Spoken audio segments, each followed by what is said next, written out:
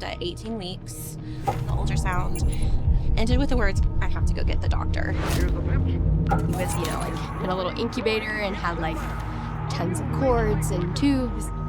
Like, well, there's something wrong. And I mean, we had no idea. Part of the thrill of baseball. He always keeps his eye on the ball. Here comes the pitch. It's a hit. Connor was born at 36 weeks at OU Children's Hospital. I don't think I've ever seen so many people in a delivery room. It was just crazy, like how many different doctors and nurses and different people were in that room assisting him. Within 2 days, he had his first surgery, and they had to go in and basically kind of sew him back together. And then when he was 5 days old, he had to have a surgery to put a shunt in because he had fluid buildup in his brain. So I am actually a registered nurse. And so even having a nursing background, there was a lot of terminology and a lot of things I knew, but it's a little different when it's your own kid. There's a lot of things that hit differently. Our daughter at that time, Lily, was 5. So it's a big adjustment for her too. Like, a lot of attention was shifted to Connor too. I kind of started out looking for other families that maybe were sharing this medically complex life, or even other spina bifida families. And we actually were connected to another family.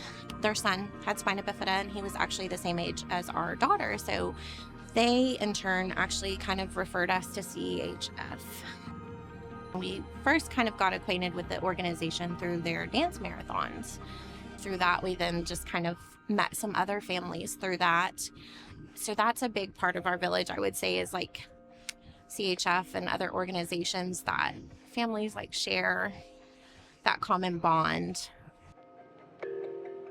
There's orthopedic issues, there's like kidney and bladder issues, there's mobility issues.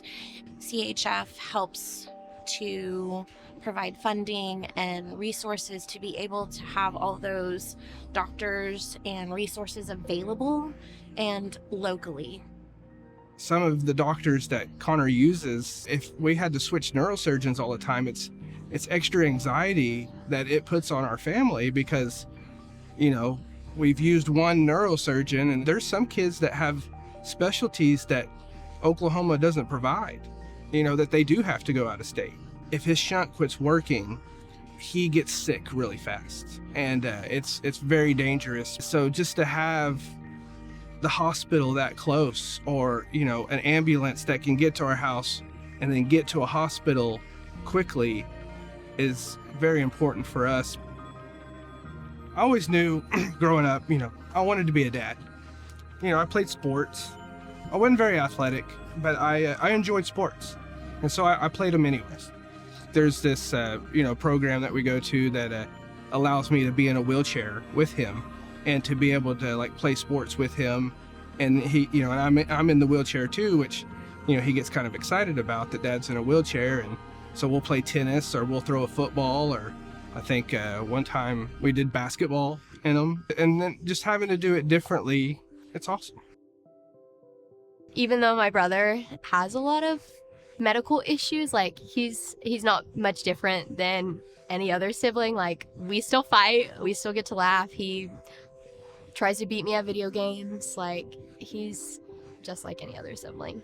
Having a brother with special needs, you grow up in a little bit of a different perspective, seeing those challenges and those things that he goes through that not a lot of typical kids go through. And so I think that that's kind of he's had such a big influence and impact on me and who I am as a person.